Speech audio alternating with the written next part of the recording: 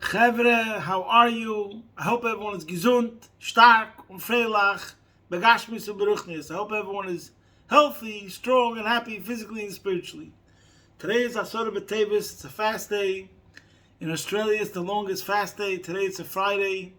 We're not going to be eating today until after Ma'ariv, Friday night, which means our time around, I would say, 9:30, a quarter to 10 p.m. The Eibusher should help. We have to say immediately the bracha Yehovchu Yom Meilu L'Sosin U'L'Simcha L'Meidim Tovim, that the Eibusher should help that these fast days should be transformed immediately into holidays. As the Rambam writes, that when Mashiach comes, the fast days will be transformed into holidays. Anyways, before we start, as usual, since the war started, we give tzedakah, g'dei l'tzedakah shemakareves esagula, and especially on a fast day, we have to add in tzedakah. So we're adding in tzedakah more than usual. Mashiach now. We can also say a prayer. This time we're going to say from Kapitel Kuf Chof Aleph, and it's going to be connected. It's going to be connected to the theme that we're going to speak about today, which is the Jewish approach to exile. The pasuk says in Kapitel Kuf Chof Aleph, pasuk Aleph, Shir la'maylois esa eina yelahorim me'ayin yovo yazri. A song to the ascents. I lift up my eyes to the mountains. From where will my help come? So first of all, there's a moedik pshat brought down in Medrash Tanchuma that Esa Einai Elohorim is going on Mashiach. There's a Medrash Tanchuma that says as follows: Shir Amaylis Esa Einai Elohorim Zeh Shem Rakosav Mi Ato Har HaGodil. Who is the tallest mountain? Mashiach. Zeh Mashiach ben David. V'loma nikra shmoy har HaGodel. Why is he called the tallest mountain, the greatest mountain? Shul Godel min ha'avos. He's higher, greater than the avos. Shenemar, because there's a passage that says, Hine yaskil eved yorim v'nosa avdi yorim v'nosa v'govim moed. That Mashiach is the yaskil avdi, my servant, my subject, who will be very successful. Yoram is exalted, and we say Yoram me'Avram. V'nosa he becomes high. Mi-Yitzchak, that means that he's higher than Yitzchak. V'gova, and exceedingly lofty, mi-Yaakov. So this goes on Mashiach, and that's what it means. Esa Einai Elohorim. So obviously, one interpretation means that the ultimate salvation, as people are saying, Apetrona Yichidi, Zeh Mashiach. The only thing that's really going to help all the situations and every situation is Mashiach. True. But there's another meaning of Esa Einai Elohorim, which means we have to raise our eyes. A man who lives with a hope for a better future, for an improved tomorrow, that's the way a person survives Golus. Only by Esa Einai Elohorim. Keep your eyes on the prize. Remember what the objective is. We're here only in Golus temporarily and on a mission to bring redemption to the world. Each one doing their part to bring Mashiach. And that's what it means. How are we going to get the salvation? How are we able to survive? Because Esa Einai Elohorim. We're keeping on being focused. We raised our awareness. We raised our consciousness. Mishtel Zechecha. We rise above exile by focusing on a better tomorrow, on a beautiful future, Mashiach. And we live with this hope, and this hope empowers us to be able to strive higher and to thrive even in Golus. And that's what we're going to talk about today. Primarily, there are two sichas of the Rebbe which talk about how Yaakov, in this week's Parsha, makes Yosef swear that he's going to take him out of Egypt. And the pasuk says that in the beginning of the Parsha, right away, and it's phenomenal that the words in the pasuk, 3 times it says no. The time approached for Yaakov to pass away. It's right away in the beginning of the pasuk, of the Parsha, the second pasuk. Vayikol Avnei LeYosef, Vayomer leHim no motzasi chen beinecha, simno yodcha tachas yerechi. So the pasuk says he called for Yosef and said to him, please, if I have found favor in your eyes, please place your hand under my thigh and do kindness and truth with me. Please do not bury me in Egypt. I don't know if there's another pasuk. You'll have to ask by the experts in Google if there's another pasuk in the Torah where it says 3 times no. A father talking to a son, and he's saying 3 times please. And then the pasuk says, "V'shachavti im avoisai," I will lie down with my fathers. "Unesasani mimitzrayim," and you shall transport me out of Egypt. We'll soon speak about this. The Rebbe spoke about this many times. "Ukvartani b'kvarosam," bury me in their grave. And then Yosef says, "Vayemer anochi esek et v'recha," I will do in accordance with your words. But then that's not enough. "Vayomer yishavali," and Yaakov says, "Swear to me." "Vayishavalei," and he swore. "Vayishtachi yisrael reish hamita." So there's one Sikha the Rebbe in Chilik Lamed Hey that connects the fact that he made Yosef swear, and also that Yaakov prostrated himself toward the head of the bed, towards Yosef in a way. That's a Sikha in Chilik Lamed Hey where the Rebbe connects these two happenings. What's the significance of one following the other? See there. And then I'm going to speak really the reason why Yaakov made Yosef swear, the spiritual reason behind the Pichsidis. That's a Sikha in Chilik Chafei. So the obvious question over here is that the Rebbe really speaks about it in both places. But the Pashta Pshat in Chilik Lamed Hey, the Rebbe addresses, but why does Yaakov make Yosef swear? After Yosef said that he's going to do it already, as the pasuk itself says, "Vayemer anochi esek v'recha," you could trust Yosef. If Yosef says he's going to do it, he's going to do it. But why does the father say no? You have to swear.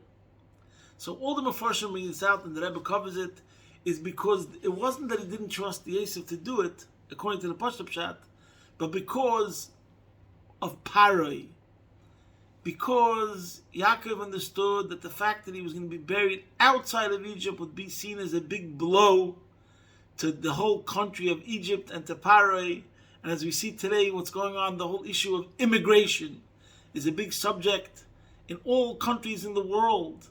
There's this tension between pluralism, universalism, and nationalistic and national individual feelings, etc., etc. That's one of the main hot topics of the world right now in every single country where there's different parties and different opinions.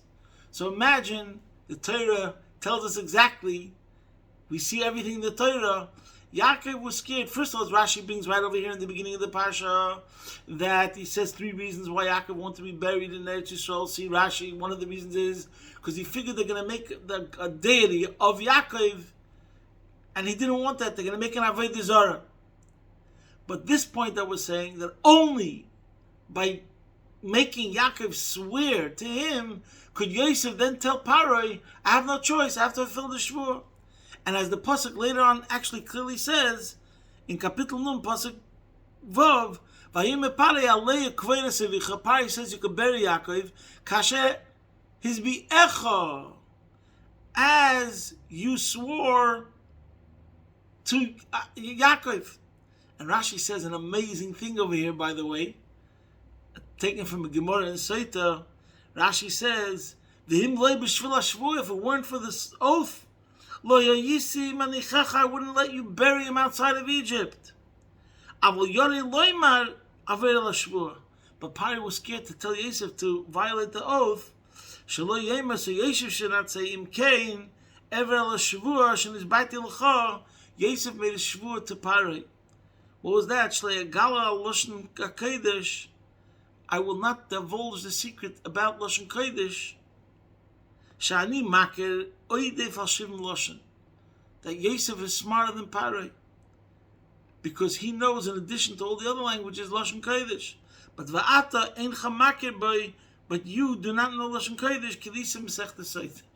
So in other words, it's clear from the Masechta and Seita, from that dialogue, and actually the pasuk says it explicitly. Go fulfill the oath that you made. So that's the Pashta Pshat. Yaakov made Yosef make the oath, not because he didn't trust Yosef, but because of he wouldn't be able to get out of it. Because then you'd have Paroi saying, you see, Look at these Jews, they never assimilated, they don't like Egypt. He would have caused all sorts of problems. So therefore, Yaakov made Yosef swear.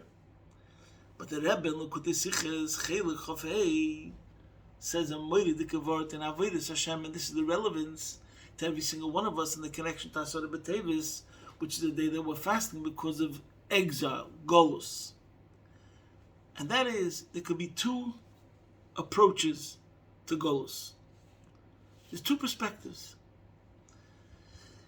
On the one hand, okay, so how is a Jew going to be able to deal with exile? You're in a foreign country, there's laws, there could be oppressive governments. We're separated from Eretz Yisrael. Whatever the story is. So what gives us the strength, the inner strength of Jewish survival? So there was a different perspective between Yaakov and Yosef. And that's why the Rebbe explains Yaakov's request was in Sasanim and Mitzrayim. I want to get out of Egypt now, immediately.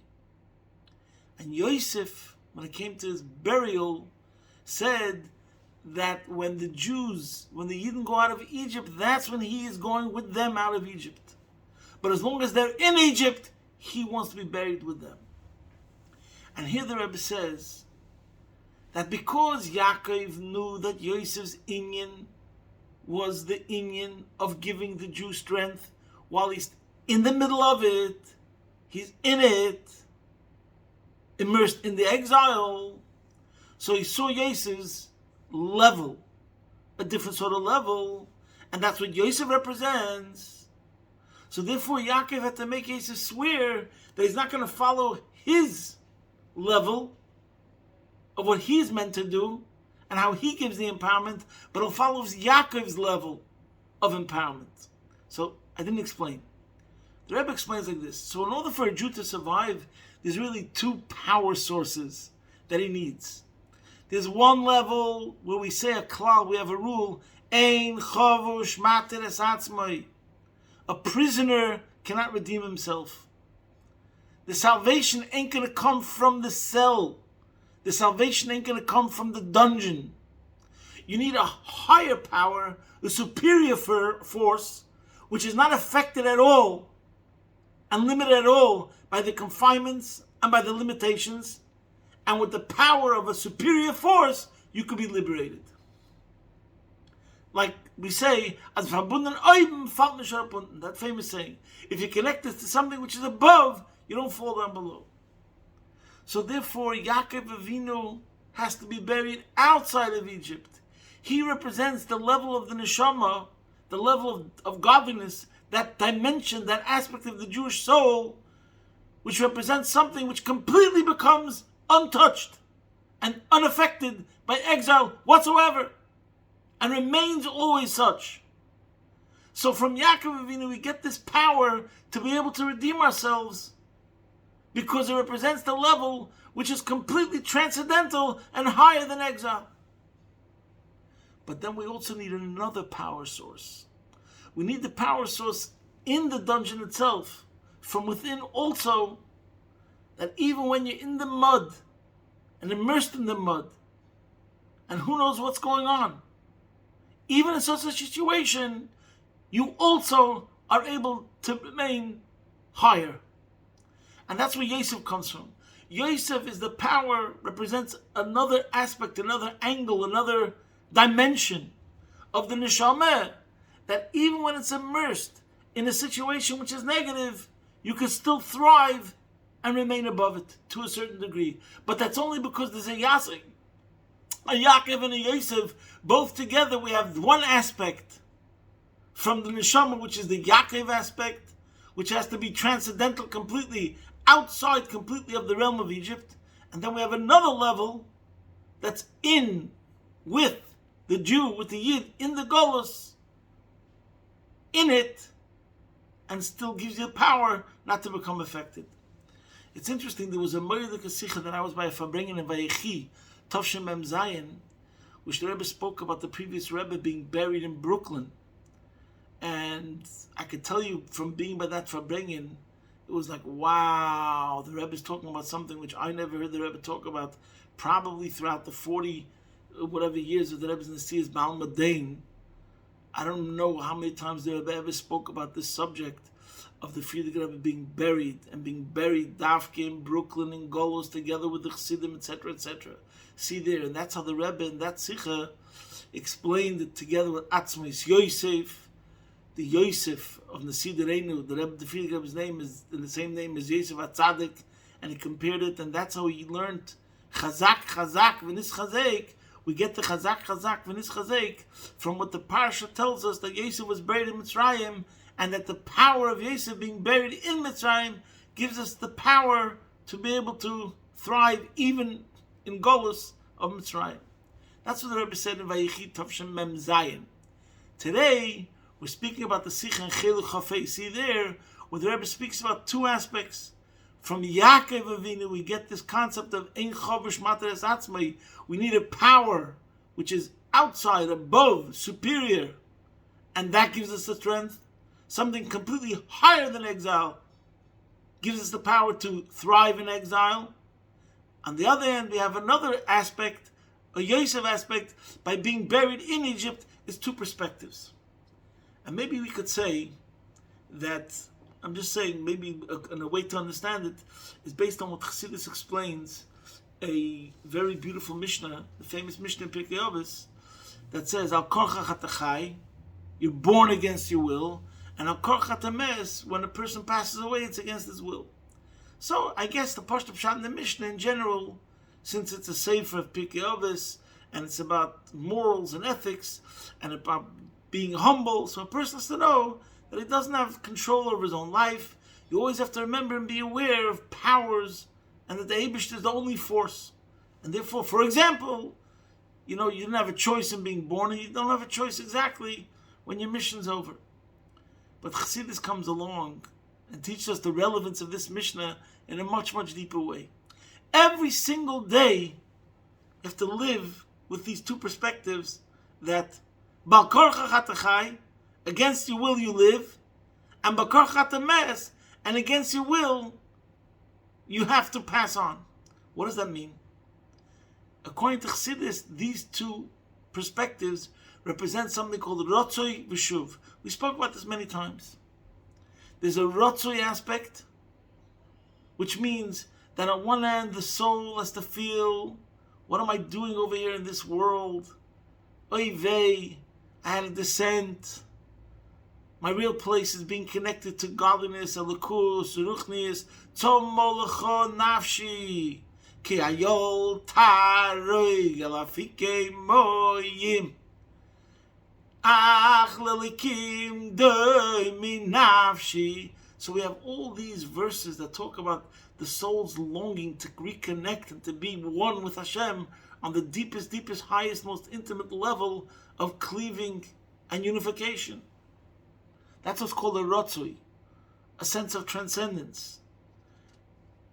So when a person lives with that on the one hand, we tell him, Bal korcha chatachai, against your will, you're living. What does it mean you're living? You have to get on with the job and give life to the body. That's what it means. You're being told on the one hand, Bal korcha chatachai, I know, you'd love to leave the body in a certain sense, to become more spiritual, but you have a mission. And the mission is to work with the body, to work with the world, to make a dwelling place for Hashem. And that's what it means. Bal korcha chatachai. You're forced, get on with the job. On the other hand, we say Bal korcha tames, because there's one other part, paradoxically, where Neshama senses that what he could accomplish in this world, he can't accomplish even in the greatest, highest spiritual worlds. Hashemayim mishmei shmayim loich hakalucha. Where is the essence of Hashem? Kiyim habayis hazeh, in the Beis Hamikdash. Va'osuli migdash v'shachanti b'seicham. Hashem desired a dwelling place down here below. Nis'ava HaKadosh Baruch Hu liyis leis baruch dira b'tachtonim, as the Alter Rebbe explains in chapter 36. So the Neshama also knows that here he will come to the true fulfillment. And it's much more important, not for how he feels, and for him to be reunited with the source. But what's even more important is to carry out Hashem's will. And if Hashem tells me that I have a mission, I appreciate the fact that I'm on a mission for Hashem. And that aspect of the neshama is told, because when the day comes when you become all spiritual and the job is over of transforming the world, you're going to feel that, like it says, now we have the awesome, unbelievable idea of causing Hashem tainug by us being in this world, carrying through His mission. So this is the balance. At the same time, we have a feeling of Bakorcha Hatachai, get on with the job, because we're yearning to go all spiritual. And at the same time, there's another aspect where we know Bakorcha Tames, don't get too comfortable with this world. In the end of the day, it's only when you're attached to something which is spiritual, then you're able to carry out the mission in this world. So in Chassidus, and in the Rebbe Sichas, there's many places where it talks about it, and I'm sure we've spoken about it already many times before. It's this balance between the Ratzoi and the Shuv. Only the person who truly lives with the Ratzoi, the messenger, who always remembers the message and that is on a mission, then he's successful in the mission.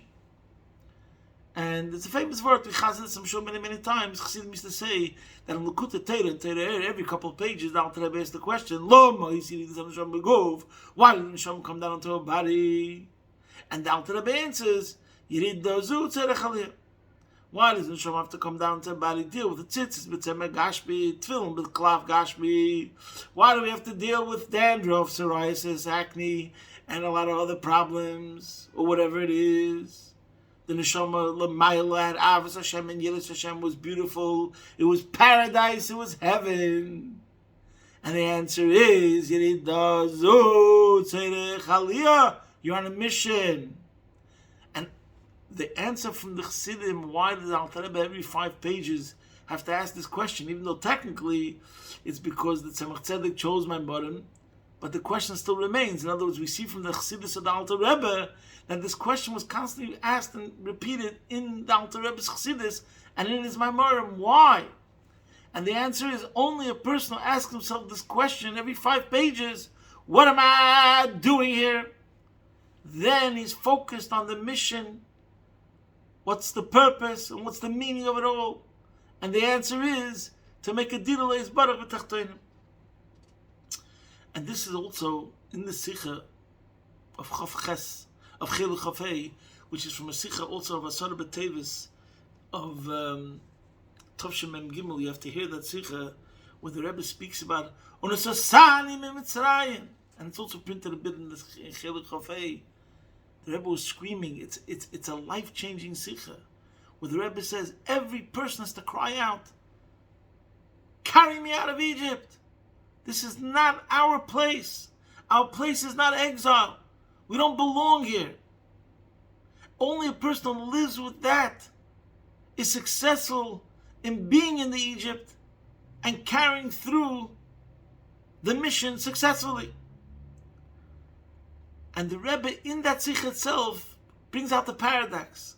The Rebbe said, even though on the one hand he realized Uzunisasani mi Mitzrayim. Unisasani means also elevation. Miloshan Nasoi.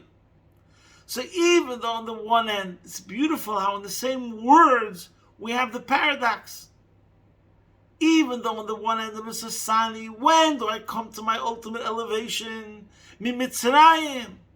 When I'm doing the Eibish's mission in this world during Golus. That's the most precious thing you can imagine. And that's the only way my neshama is going to get elevated. But nevertheless, I have to always remember that my place is not really Mitzrayim. My place is being one with the Eibishter. And this is something, it's not so popular to speak in such a language, but I think the Rebbe, that's why I'm saying that Sikha is such an educational Sikha, where the Rebbe engraves in your mind forever the proper perspective. And the truth is, there's a Gemara, famous Gemara in Brachas. This is where the source comes from, the concept that a Yid in exile has to feel like he's a ben Shegola me'al shulchan oviv hamelech. We're all like princes that were banished from the father, the king's table. And I'm not going to tell you the whole Gemara over there, but there's a Gemara in Brachas where Eliyahu met Rabbi Vayechi, and they're discussing what you prayed, what you heard. Anyways, and then Eliyahu says the following. But wait, there's more. And he tells him the following. Eliyahu says, B'shah sheYisrael nechnosim lebati knisayos lebati midrashes, when Yidden go into shul and the Beis Medrash, v'oinin yehei shmei hagodol mevorach, and the answer, Amen Yeshmei Rabba, HaKadosh Baruch Hu Menanei Roshei, Hashem shakes with his head, v'oimer Ashrei HaMelech shemekalsin oisei bebeisei, Kach, Mali Lov shehigla es bonov, v'oilem lebonim shegolem al shulchan abiyim. It's a Gemara in Berachas, and it says like this: happy is the king who was thus praised in his house when you didn't say Omen Yeshmei Rabba. And the Gemara says, woe to the father who banished his children, and woe to the children who are banished from the father. So every single second that a Yid is in Golus, we have this paradox. We have the Yaakov perspective, where we have to never forget what the mission is all about, and that we're here on a mission. We have the Yosef perspective, that we have to get involved with the mission properly and carry it out properly. And the Rebbe in the Sichen Chelech Hafei finishes off, which he spoke many times about it, how we daven 3 times a day as Tzemach Dover Avdecha Me'eres Atzmiach, that we ask that Hashem should cause Mashiach to come quickly and to flourish. Mekani Todim B'Yishuasecha Ki Lishuascha Kivinu Kol Hayom. And as the Rebbe used to emphasize many times, Ki Lishuascha Kivinu Kol Hayom doesn't only mean because we hope and daven for your salvation every day, but Kol Hayom all day. And we say the Shachas Mincha Ma'ariv. The Ibn should help that when he sees that the Jew properly has this mixed emotion, that on one hand we're always longing to be connected to something higher, and we never forget what our true identity is. Somebody was once speaking and he said there's a difference whether you say you're a Jewish American or you're an American Jew. Rahman al-San, if you say you're a Jewish American, that means you're an American. But if you say you're an American Jew, that means you're a Jew. That idea. But you happen to be an American. It's the same idea. A Yid is in Golus. Our bodies are in Golus. But our soul, our spirit, our connection is not affected one iota. We'll finish off with one word story that we said many times. It's a very profound story. And there's different versions, whether it happened with the Tzemach Tzedek, or the Rebbe Rashab, or the Rebbe Marash, that there was a chassid who used to live in Lubavitch. He was a very Chassidic Jew. Then he moved to Petersburg, which was a cosmopolitan city, and he became affected. He had a shtickle descent, where previously he was a very Chassidic person. He became a bit more modernized, and decided to take off his kapota, which was the Chassidic garb. But whenever he went to Lubavitch, to the Rebbe Rashab or the Rebbe Marash, he used to put on his kapota. One day he said, you know what, who am I fooling? Well, I'm going to be honest. And he came to Lubavitch and he took off his kapota and he wore his regular, secular, mundane clothes. So when he saw the Rebbe, the Marash, the Rashab, the Tzemach Tzedek, the Rebbe said, Bizer, hab ich gewundert, wer der Emes ich? Zieh in Lubavitch, zieh in Petersburg. Until now I was wondering, who is the true you? The way you are in St. Petersburg, or the way you are in Lubavitch? Is tezech had the Emes ich wie in Petersburg. Now I see that the true you is the way you are in Petersburg. So this was a bit of a rebuke, meaning to say, as long as he was putting on the kapot in Lubavitch, even though in a certain sense you could say it was dishonest, on the contrary, that means he still had a vision, he still had a sense of what the standard is.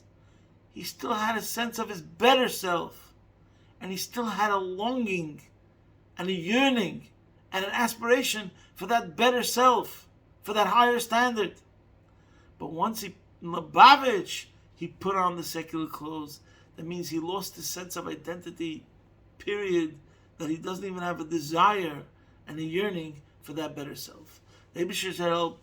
We should always remember what the mission's all about, and we should do what we have to do. And we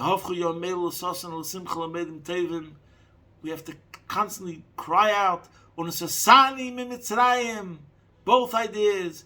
Remember that dafka, precisely because you're carrying through the mission and you're becoming elevated, but at the same time you cry out, we want to be liberated. We want Mashiach now. We want a better future. And we live with that. Esa Einai, Eleharim. We keep on thinking about Mashiach, and that brings about the Gula Mitzvah Shlema, take it from Yad Mamish. Posting from my home, Bez Hashem Yisbarich, your man in Melbourne.